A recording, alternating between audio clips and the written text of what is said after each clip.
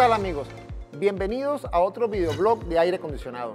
Soy Marco Antonio Duarte y continuamos en el taller Frico. Recuerden, Frico viene con todo. Hoy veremos un instrumento de los más especiales en las buenas prácticas en aire acondicionado. Su buen uso nos va a quitar muchos dolores de cabeza y nos va a ayudar considerablemente. Vale muchísimo más de lo que cuesta. Lamentablemente, hoy en día sigue siendo un instrumento subestimado para muchos técnicos. Revisaremos cómo funciona y para qué nos sirve. Definitivamente y sin ninguna excusa debe de faltar en el proceso de vacío.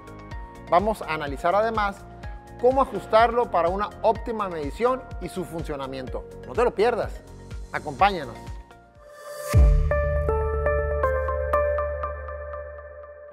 Hasta hoy en día, muchos de los vacíos realizados a los equipos de aire acondicionado y que han sido realizados aún con la bomba de vacío presentan varios problemas.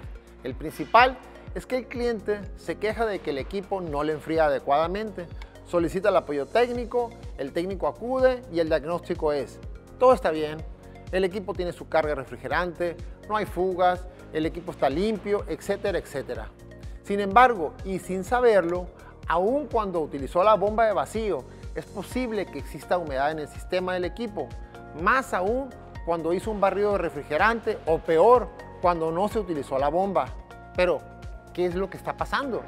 Bien, el técnico comenta lo siguiente: el equipo no sirve, tiene algún defecto de fábrica, le falta gas, etcétera, etcétera. Le echa la culpa a la misma marca. En el tema anterior de la bomba de vacío, revisamos que sin un buen vacío nos van a quedar en el sistema gases no condensables y humedad.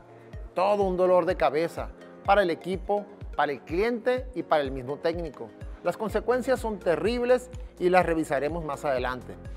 En muchos otros casos, con el uso correcto de la bomba en buenas condiciones, quizás no haya problemas y un equipo funcione bien, pero la verdad que puede resultar un volado al aire de que el equipo opere adecuadamente. Desafortunadamente, cuando a un equipo nuevo que no se le hace vacío, este enciende y enfría, pero ¿por cuánto tiempo? Cuando se presenta en estos casos una falla futura, el cliente no la relaciona con una mala práctica del técnico, sino con la marca. Entonces, ¿qué debemos hacer? Muy simple: utilizar un vacuómetro, junto con la bomba obviamente, que nos dé lecturas reales de presión de vacío, mediciones que nos piden los fabricantes de acuerdo a las necesidades de los refrigerantes y los lubricantes. Es decir, estos lubricantes son distintos. Por ejemplo, tenemos el 410A, que tiene lubricante poliolester, diferente, por ejemplo, a un R22 que tiene refrigerante alquilbenceno.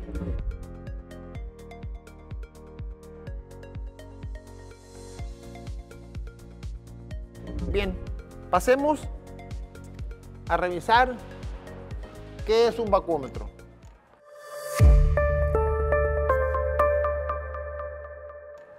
En términos generales, se le llama vacuómetro a un instrumento que permite realizar la medición de la presión cuando ésta resulta menor a la presión de la atmósfera o atmosférica, o presión negativa también se le llama. Por eso se dice que estos vacuómetros miden el vacío. Más concretamente, lo que hace este medidor es que cuando cae la presión en un determinado entorno, para nuestro caso el entorno es la presión de vacío que provoca la misma bomba, es decir, que el vacuómetro es el único instrumento que sí puede medir la presión de vacío de la bomba. Recordemos que esta presión de vacío lo que hace es que hierve el agua a la humedad contenida en las tuberías de los equipos de aire acondicionado y es la única forma de extraerla para asegurar su buen funcionamiento. En este punto, cabe aclarar que muchos técnicos se cuestionan, pero ¿qué no en la escala del vacío del manómetro de baja presión es suficiente para medir el trabajo de la bomba de vacío? Es decir, en la escala que ya vimos anteriormente en el manómetro, donde tenemos una escala donde medimos vacío, ¿qué no es suficiente con eso? Cuando estoy haciendo vacíos, siempre me doy cuenta de que esta escala baje muy pegado a las 30 libras de pulgadas de mercurio. Entonces, no, lamentablemente no. Esta escala no nos sirve para medir un vacío preciso que necesitamos en un equipo de aire acondicionado. la medición de vacío en la escala de pulgadas de mercurio, que tiene un rango exacto de menos 29.92 o 29.92 pulgadas de mercurio, resulta muy inapreciable. Para una lectura tan específica como la que requerimos para estos casos, por lo que la escala en micrones de mercurio es la más adecuada, y dado que es una escala con un rango muy amplio, que va de los 0 a 760.000 micrones de mercurio, lo más apropiado es tomar un instrumento que haga esta medición tan precisa, es decir, un bacómetro que puede ser digital o análogo. Regularmente los digitales son los que utilizamos más. Pero para que quede más claro, los niveles de vacío a los que debemos de llegar en un equipo de aire acondicionado son por debajo de los 1000 micrones. Estos 1000 micrones son 3.937 100 milésimas en la escala de pulgada de mercurio que nos da un manómetro convencional. Imposible de leerse. En resumen, cuando estamos realizando un vacío, la escala de vacío de los manómetros nos indican que lo estamos haciendo, pero no son precisos para lo que requerimos, de tal forma que si tenemos una muy pequeña fuga de refrigerante, el manómetro no la va a detectar, pero un bacómetro sí. Y esto nos ayudará a corregir las fugas que regularmente resultan en una nueva instalación, principalmente las fallas en los torques aplicados excesivos o insuficientes. Pero bien, ¿qué lecturas de vacío requerimos para aplicar un aire acondicionado?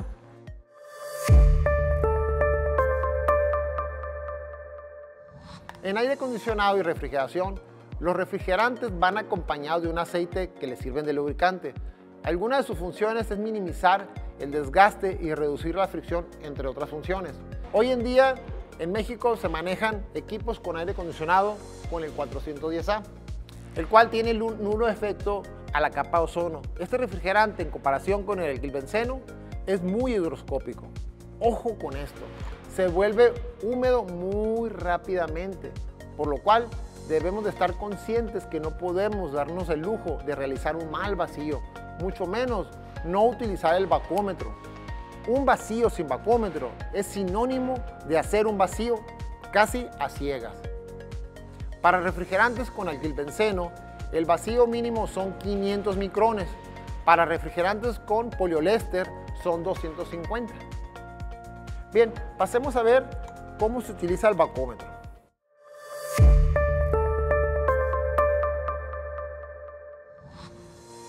Bien, pasemos a revisar cómo se usa un bacómetro, cómo se instala. Nos hemos apoyado con un aire acondicionado y una bomba de vacío. Bien, se conecta en serie a través, en este caso, vamos a conectar utilizando el manómetro y por medio de la manguera de succión. Recordemos que los mini split solo tenemos un puerto, que es el puerto de succión de baja. En este puerto utilizamos un conector tipo T y apoyados con otra llave para hacer los cierres para protección del bacómetro, para que no se llene de aceite, se pueda estropear, hacemos la conexión para hacer la medición. De esta manera aseguramos a través de esta llave de paso, cuando estamos trabajando y haciendo vacío y si tenemos que abrir el sistema para medir, por ejemplo, la presión del equipo, una vez terminado el vacío, cerramos esta llave, cerramos la llave y el bacómetro queda protegido para que no se vaya a dañar por el mismo aceite que pudiera pasar por ella. Bien, también lo podemos conectar el bacómetro, lo estamos haciendo ahorita en el lado de succión, conectado, llegando aquí al equipo, pero también podemos conectarlo en la válvula de servicio. Desconectamos acá.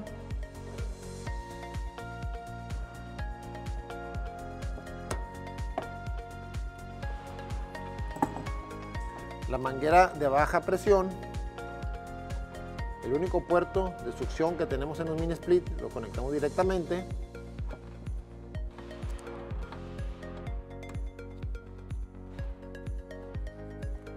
Y en la manguera amarilla vamos a conectar el conector tipo T.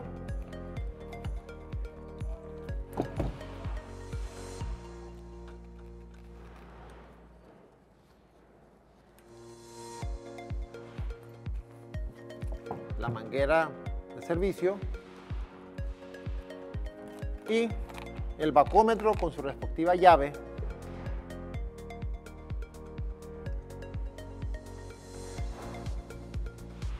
Este nos sirve para, como bien lo comentamos, tenemos la manguera de servicio conectada al cuadro central del manómetro, la manguera de succión hacia el equipo. Empezamos con el vacío y una vez que terminamos y ocupamos medir presiones, o si abrimos la válvula, la podemos cerrar para que no se vaya a llenar de aceite. Hay que tener mucho cuidado que este equipo no se llene de aceite durante los servicios. Bien, pasemos ahora al mantenimiento.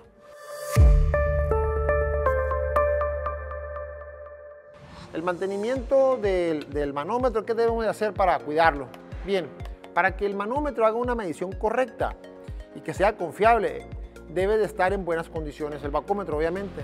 Esto lo tenemos que revisar periódicamente, principalmente sus empaques. No ajustar, no hacer ajustes igual como con las mangueras muy excesivos que nos puedan dañar los empaques. Y si acaso pasara eso y se dañan los empaques, obviamente este empaque se puede retirar y cambiar. Y en caso de que se exponga a refrigerantes o lubricantes, hay que realizar un lavado. Se recomienda, por ejemplo, el alcohol isopropílico para limpiar los residuos y no dañarlo con otros agentes agresivos que puedan afectarlo. Bueno amigos, concluimos. Les recomiendo realizar prácticas en sus talleres para que se familiaricen con la herramienta y este instrumento y dominen su uso. Créanme que es una gran inversión para ustedes. Las buenas prácticas deben aplicarse en todo momento. Los esperamos aquí en el Taller Frico, en nuestro siguiente videoblog. Recuerden, Frico viene con todo. Hasta pronto.